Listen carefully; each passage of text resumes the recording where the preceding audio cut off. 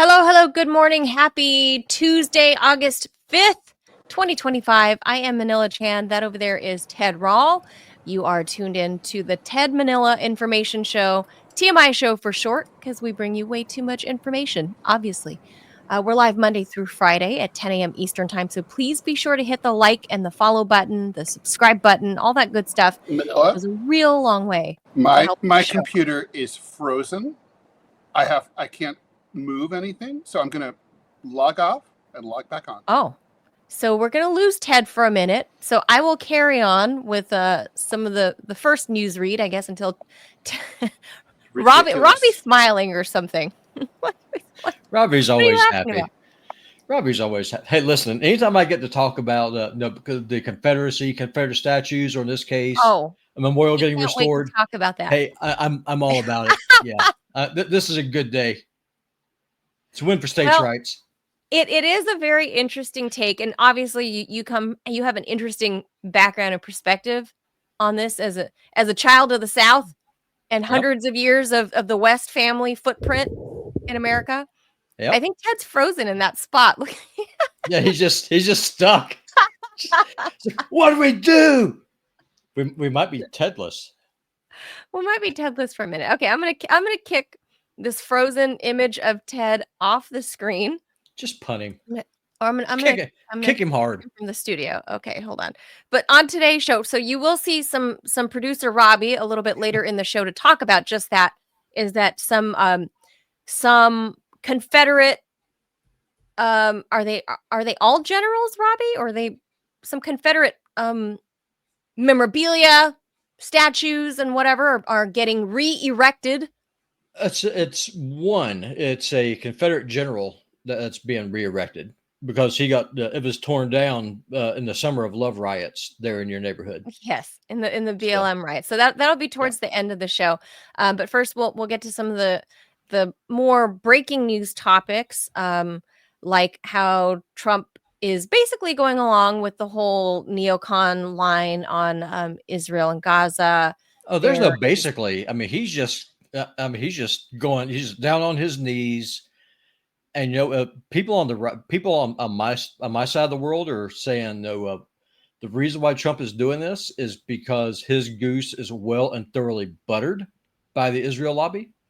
And I thought you were going to say cooked, but yeah, you're right. Okay, so don't spill the beans now. This is just the teaser to let people know what's on the docket today. Hey, I'm just teasing. Listen, I'm just teasing. I'm just talking about them boiled peanuts. You ain't eating them yet.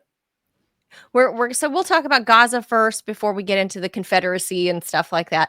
Then we'll tell you about a weird animal story coming out of Denmark at their big zoo over there, where you can ship off your furry loved ones that you no longer want, so the predators can eat them. Or maybe your former LA Times publisher. Yeah, but I thought they framed it as like a furry loved one. What about ex-spouses or disobedient teenagers? That could work. I mean, it's a slippery slope. Oh, hold on. No, the pedophiles. Remember yesterday? Oh, that's right. No, it was Friday. It was Friday. Zionists could go, but pedophiles. It's a slippery slope. We'll talk about what's happening in Denmark. There's nothing slippery about it. Very, very. I think it's a strange story, it's more chunky. Yeah. I guess it's kind of the circle of life. I don't know. We'll get into that because I have mixed feelings. The circle of love. Because these are all. It is like the Lion King. This is it's just very weird. It's just a weird story to me. I have mixed feelings because these are all animals held in captivity. Like they're save it for the show. Yeah, we'll save it. More teasing, less talking. Keep going. Okay, so then with Harvard caving to Donald Trump, that has become a slippery slope, Ted, with your university and a bunch of other universities now that are basically sucking up to Trump. We'll tell you what's happening in the world of academia, kissing the Trump ring. And then last but not least, Robbie's topic that he's so excited to talk about. Yeah. Because I guess, Robbie, is it fair to say that you're a son of the Confederacy? Well, I'm a direct descendant. I mean, I have my grandfather's grandfather. Grandchild. Yeah. I have his cavalry saber. He never surrendered. Oh, I've got his sword, and I told my son Thomas, I said, if you grow up to be a good young man, phone call, I'll give it to you. If you don't, I'm gonna throw it in the river. why can't One you way or give the it other. to your You'll daughter? surrender to Clovis. Why can't I do what? You can surrender. Why can't to you give it Clovis. to your daughter? Because she don't carry on the family name, Manila. She can carry on the family name if she She still marries has a the Spaniard. bloodline. It doesn't matter No, that she marries she a could Spaniard. theoretically. She keeps her surname. I kept my surname. I don't care. It goes to my son or it goes to the river. Oh my not God. misogynistic Okay, or well, that's a sexist whole at different all. conversation too. Okay, that's okay. All right, so that's that. We'll save Robbie until the very end. So goodbye, Robbie. All right, time to Jaws it. Let's get into some of the more breaking news.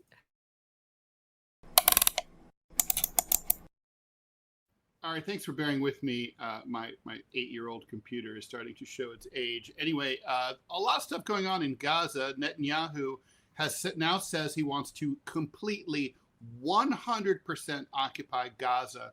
He says this is going to be a move to free the hostages, although that's not what the generals think. They think that the only thing that's been saving the hostages is that they haven't been going there. Anyway, the expansion of the war would see the IDF, which currently controls about 3/4 of Gaza, take over all of the rest and then use military operations to try to rescue the hostages.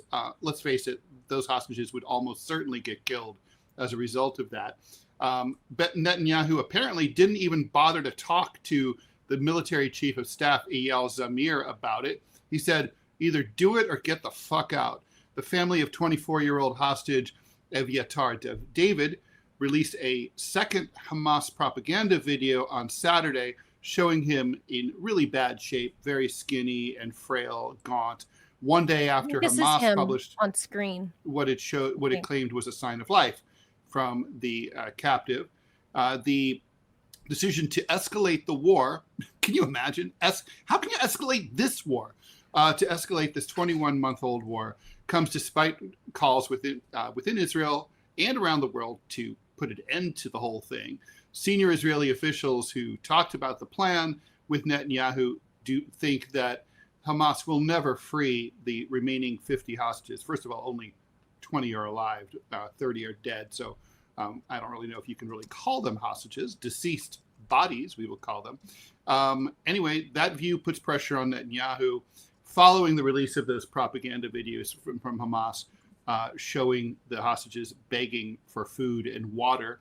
If we don't act now, the hostages will die of hunger and Gaza will remain under Hamas control, the officials said. Gee, I wonder why they would die of hunger. It's not like there's a lack of food in Gaza. It's not like Israel's keeping food out of Gaza. Anyway, this would go completely against the IDF's previous assessment, which was completely against this plan. Meanwhile, 19 former Israeli military intelligence and police chiefs are telling the Israeli government that the Jewish state is on the precipice of defeat in Gaza, calling for a complete end to the war. Netanyahu, meanwhile, says that he thinks only total victory can free the captives. The retired Israeli leaders, including former Prime Minister and IDF chief Ehud Barak, said in a video that Israel has accumulated too many losses with no clear end in sight, with the officials accusing Bibi of keeping the war alive simply to preserve his right-wing coalition that controls his government. We're on the precipice of defeat, says former Mossad Director Tamir Pardo, referencing the mass backlash against Israel over the humanitarian genocide in Gaza. What the world sees today is of our own creation, he said, of the images of starving kids. We're hiding behind a lie that we wrought, he added. That this lie was sold to the Israeli public, and the world has long since understood that it doesn't reflect the real picture. Former Shin Bet director Ami Ayalon echoed those concerns, saying that Israel has gotten more and more diplomatically isolated as the civilian deaths add up. This war started as a just war. It was a defensive war, he said, but once we achieved all of its military objectives, once we achieved a brilliant military victory against all our enemies, this war stopped being a just war. Meanwhile, states and cities that boycott Israeli companies will not get grants from FEMA. That, according to Trump. The new criteria would cut off aid to access to about $1.9 billion in search and rescue equipment, emergency manager salaries, and backup power systems used during blackouts. To get eligible for the federal funds, Trump says that states and cities now have to agree to do business with Israel. That, according to the Department of Homeland Security, the parent agency of FEMA. The policy underscores how Trump has linked Israel to unrelated federal funding, including billions of dollars in research grants for colleges and universities, which we'll be talking about in a little bit. But the move to restrict FEMA grants could be mainly symbolic because only a few cities and no states have yet enacted laws or policies that actually ban state agencies from doing business with Israel, the apartheid state. Yet, the policy could prevent wildfire response funding from flowing to cities like Richmond, California, near San Francisco, where the city council voted last year to divest Israeli company stocks. And this is, of course, as the hurricane season is heating up. Tropical Storm Dexter is forming in the Western Atlantic, not forecast to be a threat anywhere on the East Coast as of yet. So basically, what I want to know, Manila, is like what's really going on with Trump's relationship with Israel. I mean, both parties' presidents have always been, in deep with Israel. Both parties in Congress have always been in knee deep, in all the way, over their heads. They do whatever Israel wants. AIPAC is so powerful in Washington. They're scared of being AIPAC is hiring, by the way, Ted, for writers. Hey, maybe we need a job. Maybe I'll chime in. I'm not even kidding. I got a job notification saying that there was a company, a large company that was hiring in my area here in Washington, D.C. Well, I guess I'd work for them unless they genocided me. No, I wouldn't. Anyway. Yeah. But anyway, I think but I guess the point here is do you think Donald Trump actually gives a shit about Israel or Jews or anti-Semitism? Or no. Is this all some kind of perverted, weird way to own the left? I don't know if it's that either.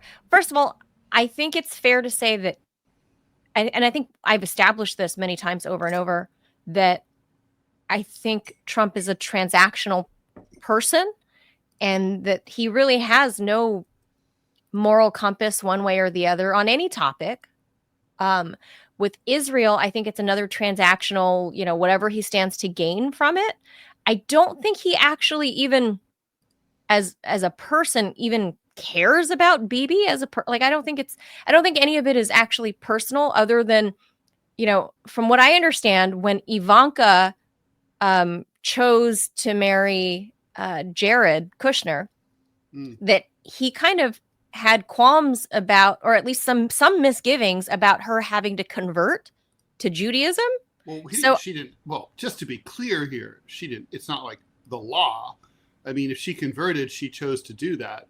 She didn't. No, I know that, but I didn't say that she did. I'm saying that Trump had some misgivings about it. You said having to. No, she had to be a proper, Jewish wife, and I'm sure she had to, as the the Kushner family would have it, if she wanted to marry their son. Their strict rules of ethics.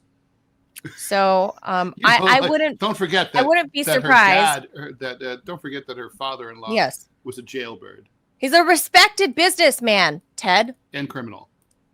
Papa Kushner, a respected real estate magnate in New Jersey. There's no such thing as a respected real estate magnate. So anyway, I remember hearing about, a lot of Trump having issues with that, because I don't even know what kind of Christian Trump is, but Christian he's no kind of Christian. I know. He's the kind of Christian who doesn't read the Bible, doesn't pray, doesn't know anything, go to church, doesn't know anything about Christianity at all. I don't know if he's like some sort of, I don't know if he's like on the Episcopalian side, the Presbyterian side, the Methodist. I don't know. I don't know. He's some kind of Protestant, though. Oh, okay. So I don't really know. So I know that all I do know is that he had some misgivings about it, and some of our regular rumblers, such as our friend Adrian there, brought up a good point a long time ago that Trump was actually trying to introduce Ivanka to Tom Brady back in the day. That didn't pan out, obviously. Strange. Yeah, but she wasn't having Tom, and she opted for Jared Kushner, and then another sleaze bag. Who? Tom Brady. Tom? Yeah. Why is he a sleaze bag? Don't you remember that whole thing with the inflate gate, the football? Oh, that I don't know. What do you mean? What's not? He's to know? hot. You know? He's hot. Oh, well, I mean, so he's hot. And seems so very was masculine. Ted Bundy, right? No, not in my book. But look, if I was Ivanka, I would have gone Tom Brady in a heartbeat. But I guess she doesn't like that toxic masculinity. I don't know. So anyway, he's toxically masculine. No, I'm just kidding. I don't know. But just if it was a side by side, I'd go with Tom Brady. Oh, really? I mean, if I rolled gay style, I'd totally go for Jared. Really? Well, not to mention, Jared did me a solid back in the day with the LA Times, so he'll get no. Well, no, if shade we're just from looking Ted at Rall. a side by side, None whatsoever. If we're just looking on paper and pictures, Tom Brady all day. The physical stats, he's like 6'4", 230, pure muscle, nice strong square jaw. If you like that kind of fascist look, that's fine. if you like those built like a Greek god, or like a Nazi propaganda poster, either way, he's a handsome dude. So there's that. But she's into Jared, someone that's like her, so whatever. Okay, that's whatever. But I heard there was misgivings about that he didn't want her to convert, but she did, and so I don't feel like this is anything other than transactional, and I think if he agreed. If he thinks about it, what does he gain from backing Palestine? But what's the transaction though? I mean, so like, okay, Miriam Adelson donating $400 million to his campaign. Well, okay. So, do you think that? Fine. Do you think that the calculus changes now that nobody likes Israel anymore? No, I don't think he cares. I think he just is paying back his debts. I think it's that simple. But it's so over the top. I mean, look, Joe Biden was a lick spittle of Netanyahu. Joe Biden openly admitted baby's dick all night long. For sure. Joe Biden openly admitted to being a Zionist. Yes. Joe Biden he called himself a Catholic Zionist. Even Joe Biden didn't shake down Ivy League schools over fake anti-Semitism. Even Joe Biden didn't tell states, hey, if your people burn up in a wildfire and get swallowed by an earthquake hole, fuck them. If your city council issued a little statement against genocide, he didn't go that far. Why is Trump openly cruel. It this far? Trump is openly cruel. Biden hides it. No, it's something about cruel. I mean, could y'all imagine what would happen? Let's just say Trump goes rogue and actually put America first, this thing that he ran on, and say, screw it, we're cutting them off. Yesterday when he was asked during that little press conference, well, not a press conference, they asked about a reporter out walking outside the White House.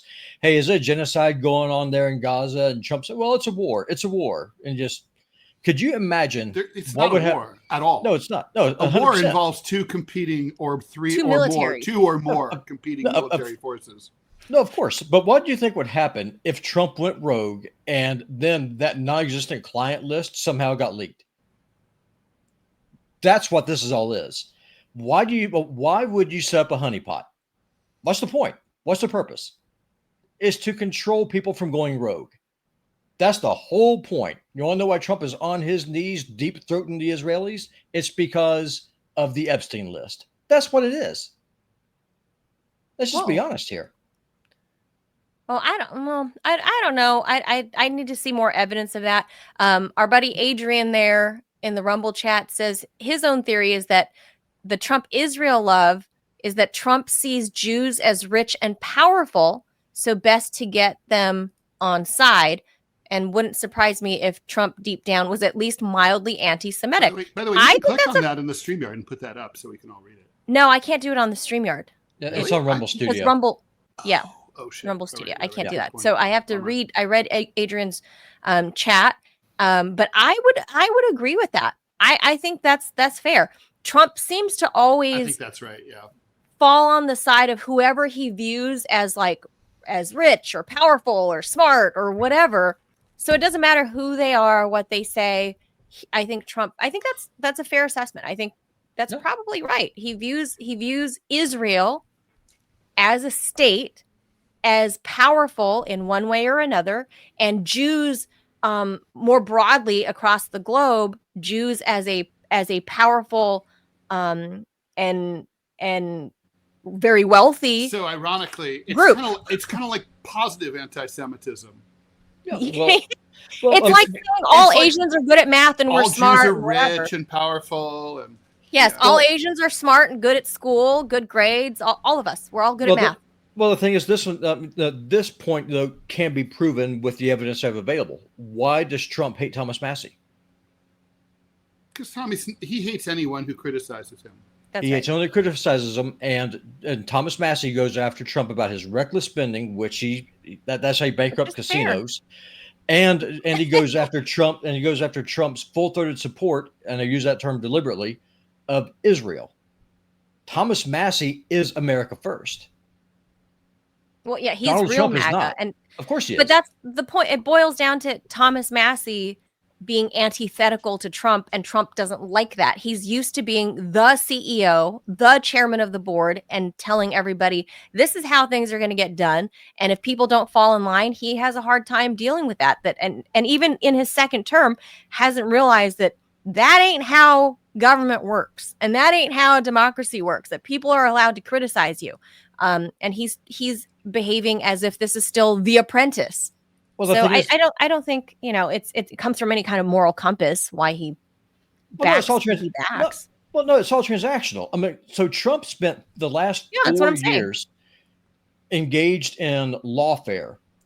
Who is funding Trump's his legal defense team? Google it. Ask Grok. Who are the people who are the ones who are fitting the bill for Trump's legal bills? Trump isn't paying that out of pocket. Probably Zionists, like Miriam Edelson. No, Trump, so. Well, that's what I said. That was my assertion, is that he's paying back his paymasters. He owes them. Of course. And that's why he's destroyed his own coalition. Because you cannot be America first and then Israel instead at the exact same breath. If you're in debt, you gotta pay it back. Yep. So there you go. I don't know what the or else is if you don't pay it back, because what's Miriam Edelson going to do to him if he doesn't? If only you had this thing of a list of God knows how many people in government and in enterprise who were clients for a pedophile. If only you had that, and if only somebody had access to a reporter at, say, the Washington Post or something, and you could just leak, say, a quarter of the names. And the president's name is on it. Grok says it's complicated. Of course it is. Everything's complicated. Robert Bigelow gave $1 million and then $20 million to MAGA Inc. for legal bills, but he's not explicitly known as being a Zionist. On the other hand, Miriam Adelson, who is very Zionist, but there's no evidence that she paid for his legal fees. Well, I mean, typically you go through, an intermediary or something. I mean, that's how you're going to do this. Yeah. The point is, money is fungible. Trump is owned by the Israel lobby, and if you point that out, you're called an anti-Semite. That's what it is. And what is the leverage that they have to keep these people in line? It's all of the clients who went to Pedo Island. That's why that's what this is. I mean, you have to be a redneck from Montana to figure this out. I mean, someone with a degree should be able to see this. All right, guys. Yeah. I think we're good there. Let's move on. Okay. All right. I have DMZ with Scott after this, so. Okay. Let's move on. We got to keep it. Right. So if it ain't tight, it ain't right, Ted. A zoo in Denmark. That's why I say Tom Brady. a Danish zoo is asking the public for donations of unwanted small pets or horses. Those are the smallest of all pets. Or horses? Or horses to feed its captive predators like lions and tigers and bears. Oh my. In zoos, we have a responsibility to imitate the natural food chain of the animals in terms of both animal welfare and professional integrity. That according to the Aalborg Zoo. Yeah, Zoo, but a tiger is not in its natural habitat going to be feasting on 12-year-old Yorkies. Well, fair. No. Fair. But maybe Great Danes. Anyway, the zoo in northern Denmark said that chickens, rabbits, guinea pigs, and I read in other sources, cats and dogs, were an important part of the diet of predators, which need whole prey, reminiscent of what they would hunt in the wild. If you have a healthy animal that has to leave here for various reasons. Wait, what is leave so here? Great. Leave here. Like, what is leave? What this do they reminds define me so what much leave of my here? Taiwanese father-in-law who is dead, so I can besmirch his Oh my name. God, And- Pet. and- So you and can one flag time- him off? And one time God. he told my ex-wife, she was like, what happened to the dog? And he said, oh, he had to go away. He had to leave here. Where did the dog go? He went away. He died because he didn't feed him. The fucking thing starved to death. Anyway, because he was an idiot. Anyway, the point is, no. so if you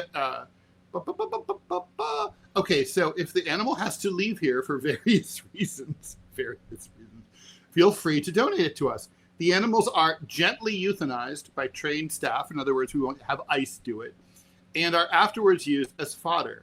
That way, nothing goes to waste, and we ensure natural behavior, nutrition, and well-being for our predators. The zoo said it accepts donated rabbits, guinea pigs, and chickens on weekdays between 10 a.m. and 1 p.m. Danish time. Lunchtime. No more than 4 at a time, Manila. No more than 4 at a time.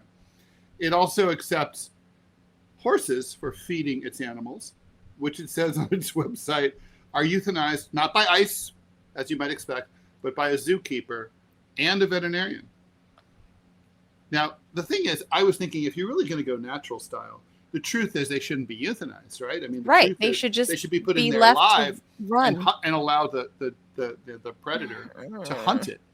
Like, so imagine if Clovis is getting a little long in the tooth and he's like dragging a little bit. His tail's not as sprucey as Bri before. You're just like, roar! But see, okay, if they're trying to imitate the natural habitat, okay, no, you can't because it's in an enclosure. The animal cannot escape. Like it literally, this is the how small Dick creature. Dick Cheney was hunting for quail in an enclosure. Also, remember, they would release the quail inside a fenced area, and that way it's easier to kill. Even then, the imbecile shot his friend in the face. But like that's where it happened. It happened in a. I didn't know. They weren't real hunting. They were fake Oh, hunting. I thought they were. I always thought they were real hunting. No, They were in an enclosure. They were gay hunting. Are you kidding? Oh my God! Yeah, they were like, simulated hunting, but with real guns. They're a couple of like total pussies, right? I mean. Oh my God! Yeah. So anyway, there was a place like that in the Hamptons where rich assholes would hunt, and they'd be like the deer would be released into an enclosure, and then I'm like, you could just walk over to it and stab it to death if you wanted. I mean deer in the Hamptons are like seriously like they come 20 feet away from your car. You just shoot them from the leisure. From your passenger Oh seat. my God! Be on your way. Okay, So I get what they're trying to say is like. Well, first of all, how does I think they're like owner? I think this is one of what this is, Manila. This is like, hey, you gonna eat that? Like, don't waste it. If you're not gonna eat it, let me have it. So that's what it is. It's like wait. The Danish zoo is like every single day, all these beautiful, tasty, delicious morsels are being sent to the vet and like incinerated and crematoriated. So instead of allowing all those more delicious, tasty treats to be wasted, instead, like let's turn Fido over to Leo here, and let Leo have a tasty, instead of having to eat like lion kibble, he can like get to get to work. I get what they're trying to say, that this is like, in a way, the circle of life. You know, cue the Lion King song. But like Ted, you love Clovis. We know that. Oh yeah, I do. I adore him. And you, okay, let's say he's now 19 years old. Mm-hmm. He's just feeble and laying there. It's time for him to go away. To leave for him here. to go away. To leave would here. would you allow this zoo? Could you stand to see Mufasa over there eating your Clovis? Well, I wouldn't want to watch it. That's for sure. I mean, look. But would you be able to rest your head at night knowing that instead of putting Clovis down at the vet and then cremating him and keeping him in your little urn, would you be okay with knowing that you gave his limp, lifeless 19-year-old senior cat body to the greater cat up the food chain right there, to Mufasa? You're not going to like this answer. I think I would be. Because here's the thing. My mother raised me to be a man of science and to be a rational being. And was she a science teacher? No, she was French, and French people believe in science. And so the point is that and so I know rationally that like Clovis is no more once he's shed his mortal coil. It's just a body, right? I mean, at that point, I know. The question is what's going to happen to that body? Well, I mean, in New York City, people like literally bag them up and put them in the trash, and they end up in the landfill in fresh kills. Or maybe if I'm really awesome, I drive up to Bear Mountain State Park upstate, and I find a spot in the woods and I bury him, and hopefully the animals don't eat him there. Or I have him, the vet's like, I will burn him up and you can have the ashes if you want him. Either way, I mean, I'm sorry, like crematorium is an act of violence too, right? I mean, you're burning at high temperatures to the point where the body disintegrates into ash. I mean, I wouldn't want to watch that either. So I guess my point is none of it's great. I wouldn't want to see. I did bury my last cat in my backyard. And, I was fortunate enough to have a backyard to do that. And it even was like where the wild fern grows, where like where the red fern grows. No, a red fern grows. A beautiful orchid grew on top of my cat's but you see, grave. okay. And it spontaneously appeared. And I thought warm, fuzzy thoughts. And I like knowing that he's still there, buried with his cat treats like a Roman pharaoh. But that's like, most people can't do that, right? If you live in symbolism, like because you love, you need to, you have to get rid of your dead cat's body, right? What do? I mean, it is stupid to let it go to waste, really. No, I get scientifically why that's a thing. Yeah, but like science is important. I'm a man of science. I mean, we have to try to be less emotional. I mean, I didn't want to put my mom in a nursing home either. But the point is, emotionally, that emotionally, it was like, I'll take care of her. She's my mom. But I'll take care of her at home. Thing. But in reality, scientifically, I couldn't do it. When we shed our human mortal coils, right? Our lifeless body, let's say we die of natural causes. Well, would you throw grandma to Mufasa? Well, let Mufasa and Nala and Simba over there just chow down on grandma? Well, I guess so. Yeah, I don't see the problem here. Yeah, I mean, it's important to be rational. And I think a lot of people, what makes this a great story is because I can argue it your way too. Look, I have feelings. I cried every day, multiple times for months after my last cat died. It's like, I'm definitely not over my mom's death. And that was 5 years ago. I mean, so I have feelings. I don't like the fact that my mom got buried.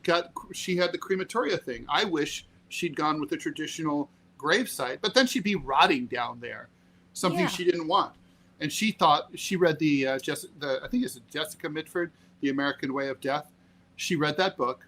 You know what I mean? You know what I'm talking about? It was an early 1960s expose book about like the business of the mortuary business, and like basically how it's a giant scam, how they prey on grieving families to, you know, doesn't your beloved one, your loved one, deserve the very Don't you best? need this gold leafed casket for? It's only $100,000, a bargain when you consider that it's for the hereafter. No, I agree. It's exploitative. So it's disgusting. And my mom read that, and she was like, "Fuck them! I'm not going to be part of that." And, well, I'm not going to be part of that either. I plan on either being cremated and, like I said, go out Gonzo style, shot out of a fucking cannon or something. That cost $1 million, and it's bad for the environment too. Yeah, you go out with a bang. Or I might do the Dr. Reese approved, eco burial. No, eco burial. Tree? Where I get put into a pod and then like a tree grows from me and then planted like in the backyard. Be careful, somewhere. You should watch Invasion of the Body Snatchers. The whole pod thing's dangerous. Well, this is basically a human compost but you pod. Won't be the same. But yeah, whatever. I'm shedding the mortal coils. You'll like come back that's how you might deal with human death, the pet death thing. And I don't know, like Robbie's away from his computer, I can see, but he recently, not that long ago, had his beloved pet Yorkie die, not that long ago. And I think Robbie had Yorkie or Porky Chop. No. And I think Max was like 17. Well, Robbie's back. Robbie, so you're back. I'm back. Max was how old? I mean, you recently lost him, so you should weigh in on this. Yeah. So no, he's just a little Yorkie that we had, and he was he died about a month before his 18th birthday. So he hung on there for a long time. I thought you said he was 7, Manila. No. 7? That's incredible. Yeah. No, Max was old. Max was older than he was Rob, Mr. and Mrs. West's first baby before the babies. Yep. He was the oldest child. Okay. That's right. So as he was in his dying days, would you have given him to this magnificent creature, this beautiful, to this zoo, hungry, and let lion. Let Mufasa feast on Max's little body? No, if I had to do it over, because he was sick and I took him to the vet. I mean, y'all know what happened. If I had it to do over, and if I, hindsight being 2020, if I had known that what the end result was going to be, that there's just no fixing him, I would have took him out. I would have took him out into the woods and shot him. Christine Ohm style. Well, it would just been more merciful that way, I think. And, okay, and bullets are cheaper than a vet bill. With his body, I would have buried him. Would you allow this lion to eat him? No, his body. I would have buried him. Well, what about it? What about it? Maybe if you're a lionophobe, how about a tiger? I mean, would you allow an apex predator to eat his little body? A hyena is a natural scavenger. Yeah. Well, no. Here's how I look at it: is that earthworms need to eat too. True. And so I would just bury them and just because what we did. Why do you hate large predators so much, Robbie? Why do you hate them? Well, because I hate everybody. What about grizzly bears? You live near grizzly bears. Grizzly bears are awesome. Well, I'm sure what would happen is that a bear would have dug Max up and would have. You'd have to dig at least 4 or 5 feet down. Yeah, which is really. Look, it's hard where I live in Montana. I can't even imagine how hard that soil is. But you're going to be here in a couple. So long. Yeah. Well, you're going to be here in a couple of days. You're going to see, and it's also just really rocky. That's right. Reminder: on Thursday, Ted is traveling, so we're getting a guest fill-in host. Scotty Nell Hughes is going to join me as the fill-in. And if you happen to be in Kalispell, Montana, I'm doing a book signing 1 p.m. Friday and Saturday at the Barnes & Noble. Yep. Kalispell, Montana. And I'm urging Ted to do an exclusive story, and I'm saying this publicly, I want you to do an exclusive story on the housing crisis. Oh, I think that's a good idea. For real. I really think that would be it's shocking. And it's a real it's a real thing. Yeah, for sure. All yeah, right, but anyway, and you're published in the journal, so Let's get back to cats and dogs. But so what is it? What is it? What is the? Why wouldn't you do this? What is Westerner hangups? Primary, and I'm going to say mostly Americans. Look, the pet industry in America. I have a girlfriend that works in that industry, and it is like a multi-billion-dollar industry in the U.S. Like, it is your fur baby. And they're called fur babies, right? Our pets. By gay people. Yeah. Or Californians. What is it specifically about specifically about Americans and how we view our pets, that even in death, that their furry little bodies should not go to good use to another animal such as this lion? Well, because we have an emotional attachment with our pets, right? It's just, for example, if you're, whenever I peace out, and I've said this to the kids, and I'm being sincerely, just tie me to a brick and drop me in the Flathead Lake and just let me be fish food. They won't do it because, one, it's against the law, which is a stupid law. And that's a good reason.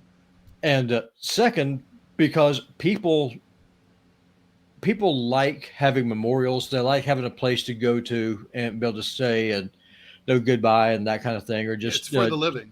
Yeah, 100%. That's why I have funerals. Funerals don't do anything for the corpse.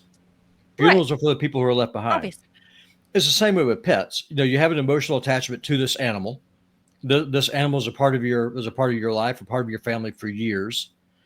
And a lot of people, just myself included, I don't like the idea of feeding Max to a bear or something. That being said, sorry to laugh. That being said, I understand that that's what's going to happen, especially if I go out and I bury him out in the woods, which if I was able to, I would have done that. Hindsight being hindsight being 2020. Okay. Yeah, well, I just couldn't. For the going. Same, I don't know. Not my pet, but I don't know. I guess if you're somebody that's trying to get rid of your creature, for whatever reason. That's not what they're saying. They're saying, by the way, I know I have. But that's what's going to happen. Move on. I have to tell this story. So I have this friend. What's going to happen. We'll call her Stephanie because her name is Stephanie. She's a cartoonist, and she's a survivalist. And so basically, I don't know if she still is, but she was a survivalist. And basically, she read that guinea pigs are an amazing form of nutrition for post-apocalyptic conditions because they reproduce really, really quickly. They're easy to kill, and they generate a lot of protein. Now, I was like, so she bought a pair of guinea pigs, a boy and a girl. I was like, so you're gonna kill them and eat them? And she's like, yeah. And I'm like, I don't see it, right? I just don't see it. I don't see you doing that, based on her personality. Anyway, she goes ahead, she buys them, they start to reproduce. It's like tribbles in Star Trek. The next thing you know, she's got 52 of them, okay? And she doesn't know what to do. And she tries to kill one. She puts one down, she has a hammer, she's like, she tries to work up the courage. And I was dying of laughter because, she's a Marxist. And I was like, you want to swim in the blood of the capitalists, but you can't kill a guinea pig? And anyway, the point is, no, she couldn't. This would have been a great service for her because they take up to 4 at a time. And so, she could have dropped them off in lots, and it would have gotten taken care of. So this is a valuable service for people who've read too many survivalist magazines, too many guinea pigs. 52. She's really lucky. She finally found a place that took them. And, I would be curious. A no-kill shelter, ironically. A few months from now, maybe at the end of the year, I would love to follow up on this zoo in Denmark and see how well. Yeah, their experiment has gone. No, So it would be- with that, we should pause and have a word from our sponsor that Robbie is putting up. Okay. Great. All right, I got it. It'd be funny if it was a pet food company. When Rumble first started in 2013, they built a platform for the small creator. They didn't censor or have biases. They were fair and treated all creators equally. Nobody thought platforms would censor political conversation or censor opinions on COVID, but they did. Facebook admitted they fell to pressure from the Biden-Harris administration. Rumble did not. They held the line. They're attacked daily for giving us a voice to talk to you. They're attacked in corporate media. They're attacked by governments like France. They're attacked by brand advertisers who refuse to work with them. Corporate America is fighting to remove speech. Rumble is fighting to keep it. Rumble won't survive with brand advertisers. They don't get much of it. Watching our show on Rumble is the most they can ask from you. But if you really believe in this fight and you have the means, one major way you can help Rumble survive is by joining Rumble Premium. Join the community that believes in the First Amendment and believes in our human right to free speech. Rumble's offering $10 off with the promo code STUDIO when you purchase an annual subscription. Go to rumble.com/premium. Use promo code STUDIO. Then you can watch all the premium content generated here on the TMI Show. Like I said, if you have the means and believe in the cause, now is the time to join Rumble. All right. I like the Rumble. All right. I know you do. All right. By the start, speaking of wusses, by the start of last week, Harvard had signaled it was said that it was pretty much ready to pay Trump $500 million to settle its battle with the administration and and restore its research funding. But then, 2 days after the New York Times reported that Harvard was about to settle, the White House announced a far cheaper deal with Brown. Brown's only going to have to pay $50 million over a decade. The terms stunned Harvard.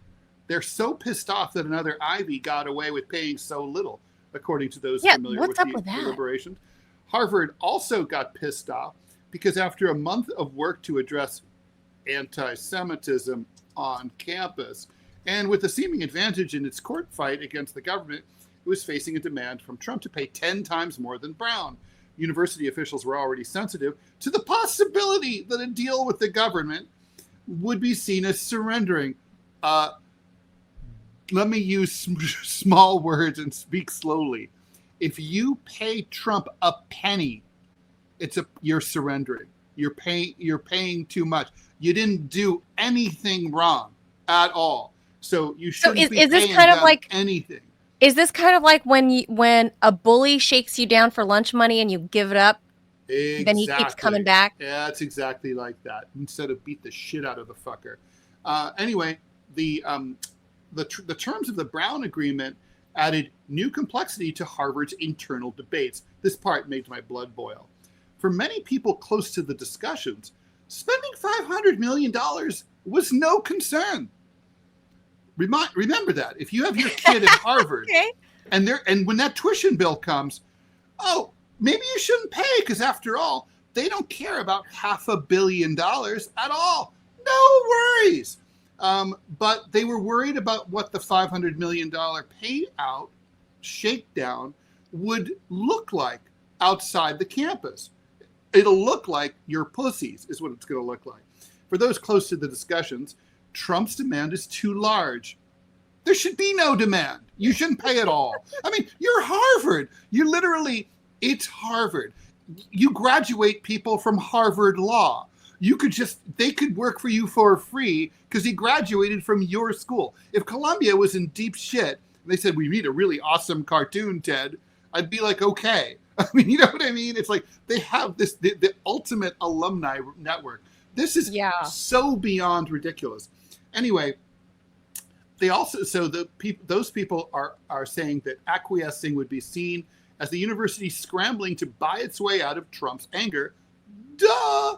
They contend that Harvard has taken far more aggressive steps than Columbia, which paid $200 million last month to combat anti-Semitism. The Brown deal has so miffed Harvard officials because the terms look a lot like those they expected for themselves. The government agreed, for example, that it couldn't use the deal to dictate Brown's curriculum or the content of academic speech.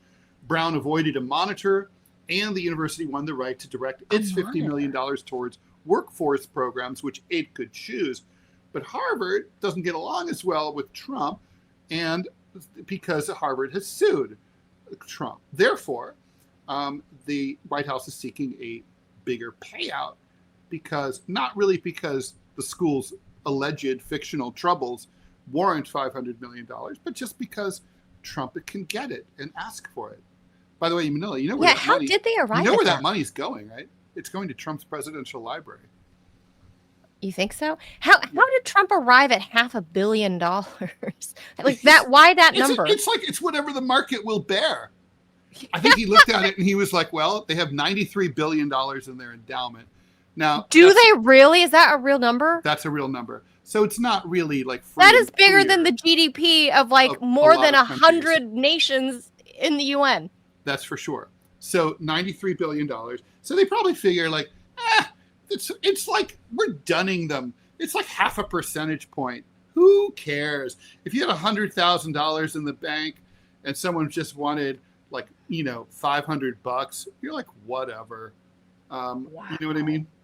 So that's, if I get why Harvard is annoyed that Brown got off with like a fraction of just say the no, shakedown. Fucking idiots. Just say no. Just tell them to go fuck themselves. But at besides the same which, time, not to mention, the American legal system is a delay machine. I mean, look at the calendar, idiots. You guys are Ivy Leaguers. You guys are smart. You're educated. You have a doctorate. No. Look at the fucking calendar. All you have to do is run out the clock for 3 years. Trump will be gone, and you have nothing to worry about. Just relax. Now it's precedent setting, and there will be more shakedowns for sure.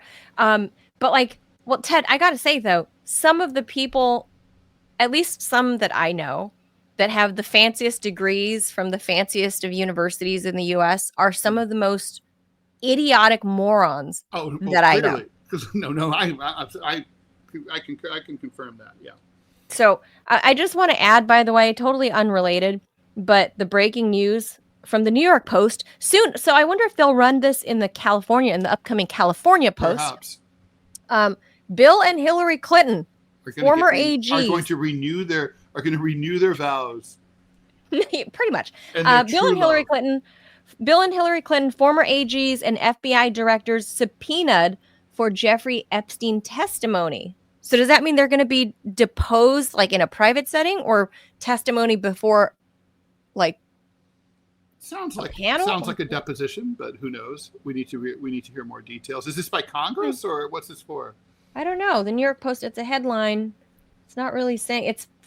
I don't know. From the oversight chairman James Comer. Okay, so it sounds like it'll be before Congress. So what will happen is that now the attorneys for the Clintons will negotiate with Comer's committee about the terms of the testimony. So obviously the Clintons will want that testimony to be behind closed doors. It's entirely possible also that to show contempt for the proceedings, they'll go in there and take the fifth on everything, the way that Biden's crew did about his mental acuity before the very same committee. So, but they're going to they're definitely not going to want to go in there on TV answering questions in an honest and forthright way. Unless they have nothing to hide. The Post, I'm reading from my phone, the Post highlights that Jeffrey Epstein had an oil painting of Bill Clinton in a blue dress, lounging on a chair in the Oval Office, hanging up in his Manhattan townhouse, according to law enforcement sources. Well, I mean, we've seen images of that.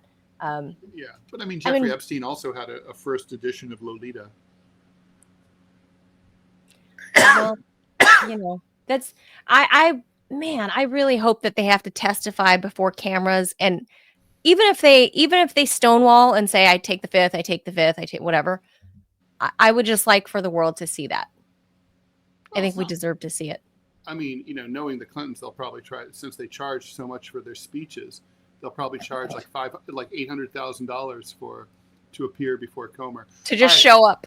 A statue. Yeah, we're running short on time. This is Robbie's thing. Scott okay. On DMZ America in 33 minutes. A statue of a Confederate general that was torn down in 2020 during the BLM protests will go back to D.C. according to the National Park Service under Trump.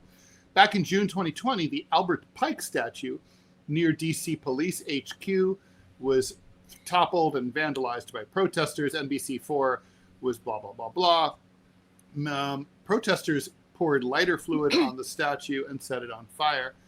The Park Service says they will repair the damage and reinstall it. They basically called this, they're adhering to an executive order signed by Trump called Restoring Truth and Sanity to American History.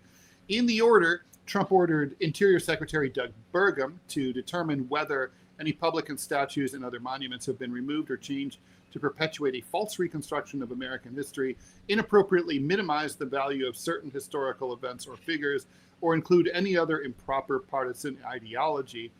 All very, very vague, weaselly words, and to take action to reinstate these statues as appropriate.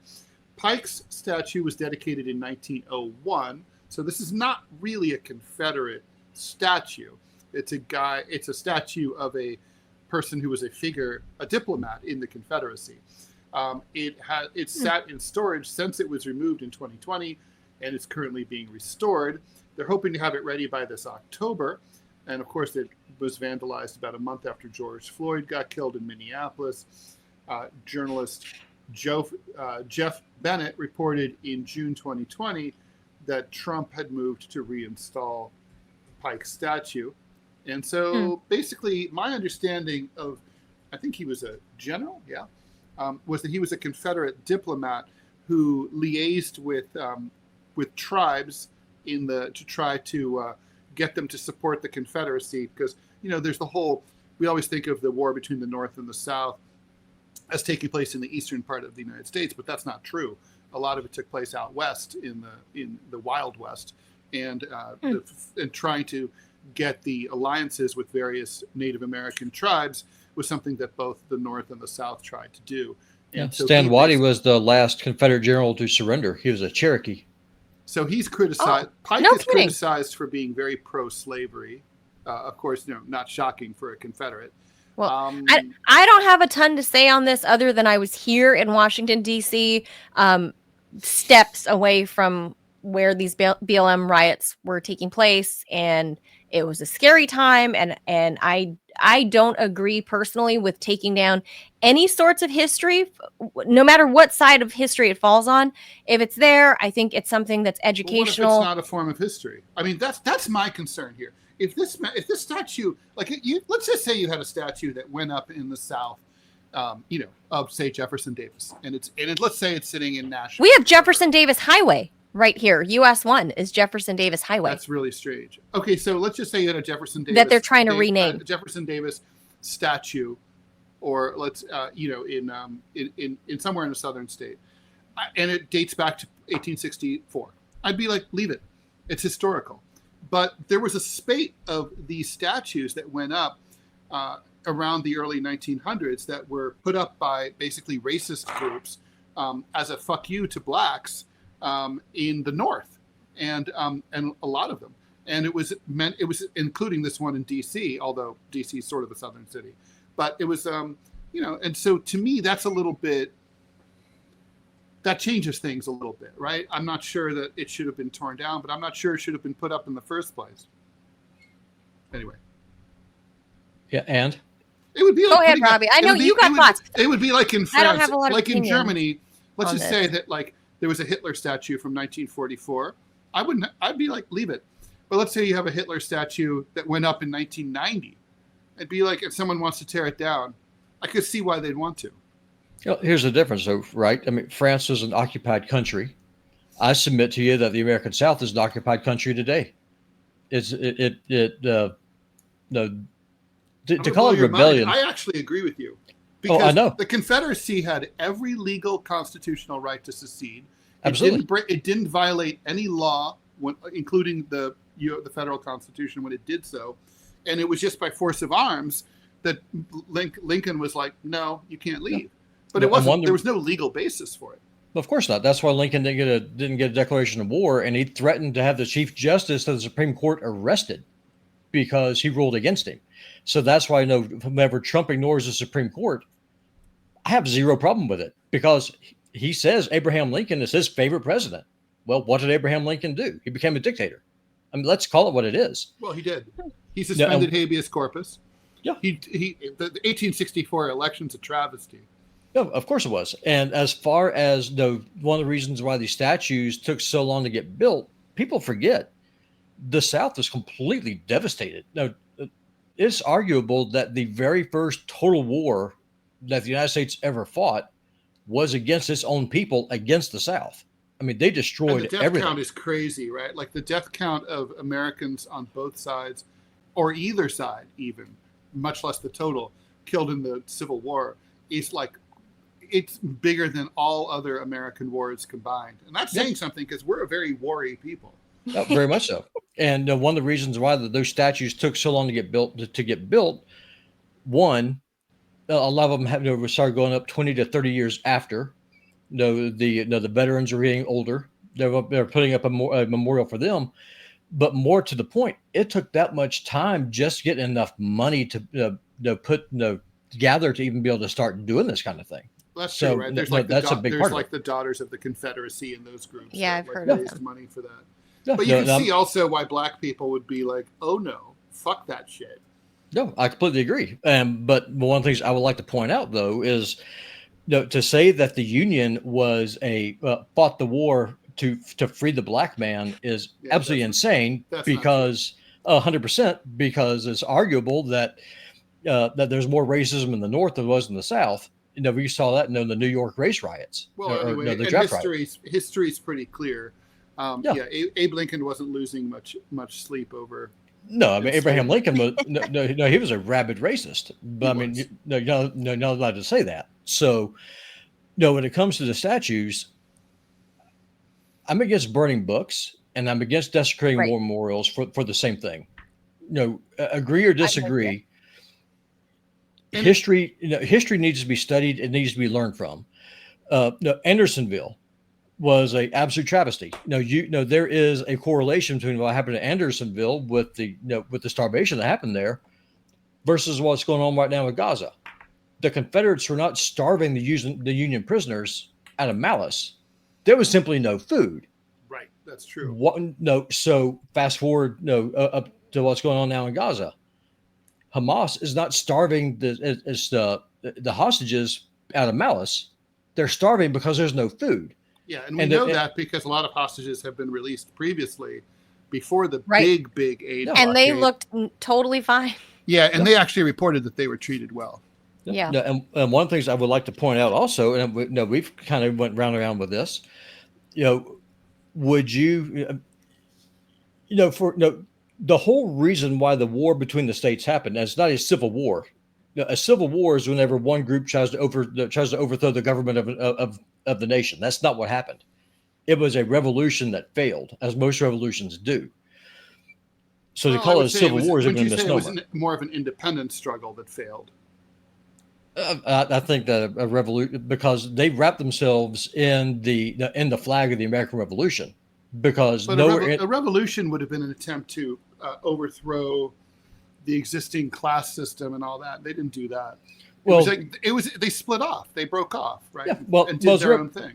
Well, it's revolution in the same vein of the American Revolution. I think it's an independent. Yeah, well, that's an independent struggle. I've always said the American Revolution's not a real revolution. Yeah, so I guess just kind of comes down to how it is to try to parse the word. A revolution is the replacement of one class of ruling elites with another. Right, and that's not what the war between the states was. It was a failed independence movement. And I've said on this show multiple times, American federalism died when Lee surrendered his sword. I mean, that is when the American experiment. That's when it ended. That's the entire idea of having sovereign, independent states linked together in a federal union. That died at Appomattox. So circling back to this whole issue of the statues and even other statues that still stand mostly in the South, for obvious reasons, I think, because there's a lot of familial ties for a lot of people in the South, like where you're from in the South. Is this obviously it's going to be by the American, mostly Democrat leaning media? They're going to frame this as, yeah, of course Trump is putting these up because he's a white racist Nazi second coming of Hitler. Yeah. Why is it not? I'm not saying it is. I don't. But why would you say it's not? I mean, it is a dog whistle. Well, I don't think so. No, there you go, right there. What, you don't think Trump's thing is? You don't think this thing with the statues is a dog whistle? No, it's a distraction. It's a fuck you to blacks. It's a fuck you to liberals. I don't think so. It's really not. It's him trying to change it's him trying to change the media story. Trump is trying to get people to talk about anything other than Epstein right now. And this is nice, juicy this red executive meat. order was issued in March before the Epstein shit blew up. Of course, but it's in the media now. So that's what I'm saying, is that no, it's being pushed now.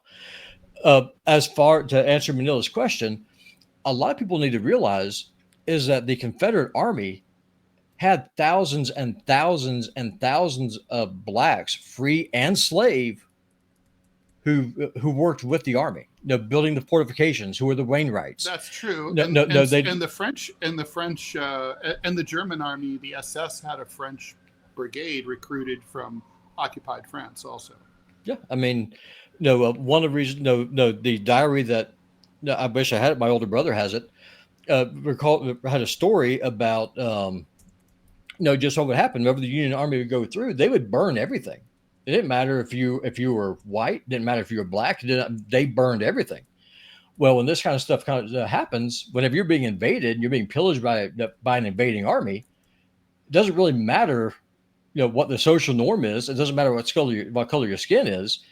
These people are burning everything down. It's probably a good idea to fight them. So I mean, the enemy of my enemy at that point becomes my friend. So there's a lot of that goes into it. And then one of the things I also like to point out, people like to call Abraham Lincoln the great emancipator. Lincoln did not free a single slave. When he signed the Emancipation Proclamation, the South was an independent sovereign nation where Lincoln had no jurisdiction. The Emancipation Proclamation would have had teeth in the United States, which he was a president of, specifically in Maryland and Delaware and in Missouri and in Kentucky, which were the 4 slave states that he had authority over. So, but people don't know this. The biggest problem with Americans do not know their history. Yeah, the Emancipation Proclamation is toothless theater. Well, it was an effort to try and get a slave revolt to happen. That's what it was. I mean, that's correct. That is correct. No, Lincoln wanted another Nat Turner, and it didn't happen. Mm-hmm. No, so I mean, there's nothing racist, about it. Like there's nothing racist whatsoever about being proud of who you are, where what you are, and where you came from. There's nothing wrong with that. It's just like the Germans. They need to take a lesson from the American South and sack up and say, we've had a good run for 1,000 years. 12 years went kind of haywire, but you know what? We're not defined by those 12 years. And that's what needs to happen. The European people as a whole need to realize that before they became a tourist destination for rich people, they were militaristic sovereign nations that fought tooth and nail for their own interests. Yeah. And that's what needs to happen. I would say for the same reason that I'm not bothered by that whites only commune in Arkansas that we talked about a couple weeks ago. I mean, as long as I don't care what they believe. I don't care if they even believe that, it's whites only because it's a superiority thing, or it's just that they're looking for a white safe space. I'm not bothered by that so long as they're not infringing on anybody else's other, like basic human rights, and they're not going around, killing minorities or whatever. I don't care. Go do your thing. For the same reason that I don't care that images or figures from America's history are erected, re-erected, whatever. I don't care that they exist. They're pieces of American history. And I think, when I first moved to DC and I saw some of these images or statues, I didn't know, like, who's this guy in the middle of the water fountain on a horse? And I would look at the placard and I would Google, so I could learn about who these people were. Because, there's this, statue in the middle of Lafayette Park, and I'm going to go look at it. And by the way, one one of the arguments is that you really need to, the Confederate history is American history too. Which is true. Correct. And it is. Ugly or not, it's part of American history. Well, Americans are very good at being outraged without understanding what they're being outraged about. I think that's a big part of the problem. And one of the things I would just really encourage people to think on, I know we've got to end here soon. If the government is trying really, really hard to demonize something, you can on one hand say that you distrust the government and then trust what they teach you. And a good point in case of this, Robert E. Lee opposed slavery. A.P. Hill, one of his core commanders, was an abolitionist. He hated slavery. Thomas Jonathan Jackson, who my son is named after, broke the law by teaching slave kids how to read and write the Bible, and he did up to the day that he died. Contrast that also as far as Lee goes. When Lee's father-in-law died in 1863, Lee freed the slaves that he inherited. Let's switch this over to the Union. Abraham Lincoln was a raving white supremacist racist. Ulysses S. Grant's wife owned a slave that she kept until she was forced to free her. So Americans need to pick up a freaking book, and they need to read, and they need to figure out who and what they are, and stop falling for the dog whistles. All this is them trying to divide us, and they're trying to do it by erasing our history. And if we let them, the only people we're going to have to look at whenever what's left of the American experiment dies is ourselves. Yeah, I say no erasing history. I'm with you, Robbie. No erasing history, no matter how inconvenient or ugly it is. Look, so if you lived in Germany, you would, every city had a Hitler Boulevard or a Hitler Street. You would not have changed that street name? Come on, street names change all the time. Yeah, they change. We inexplicably, the RFK has a bridge named after him here in New York. He's not even from New York. But like wait, senior or senior? Yeah, the Triborough Bridge was renamed after him. Oh, really? Yeah. No, one thing's Ted, I'll point out, and I'm going to go away. Since you and Manila both have such a hard on when it comes to ICE, if the states who are being impacted most took a page out of the Confederate handbook, they could solve the ICE problem tomorrow. Do tell. Well, I mean, what you could do, we've already talked about it. You could just put out the notice where the governor could order the sheriff, you arrest any ICE agent that steps foot into the county. That's something the governor can do. I like that. Well, who's the supreme law enforcement of the county? It's the sheriff. The sheriff serves at the pleasure of the governor. Well, so I mean, fact check me on this. And if you don't want the National Guard to be used to round up your precious illegal immigrants, disband your state's National Guard and list them to the state militia. The federal government has zero, I repeat, zero authorization to do anything with the militia. It serves at the pleasure of the governor. So you can't on one hand demonize the South and then turn right around and say, oh my God, I wish there's something we could do about these pesky ICE agents. You can. It's called sack up and lead your state. Guys, that's interesting. Here's the breaking news, and then I'm taking off here. You're gonna love this. So according to new polls, more Gen Z consumers say they feel more like themselves on the internet than offline. Lame. All right. Speaking of that, goodbye. Lame. We've gone too long, as always. Appreciate you guys being here. Make sure you hit the like, the subscribe, and follow button wherever you're at. Thank you for being here. We'll be back tomorrow. Hasta mañana, everybody. Thanks for being here. Bye. Well, DMZ coming up. Coming up live? Are you guys live? We're live in 13 minutes. Oh, okay. YouTube and Rumble. Check out Scott Stantis and our own Ted Rall. We're talking about the California Post. Oh, fun. Adios, amigos. Bye. Bye-bye.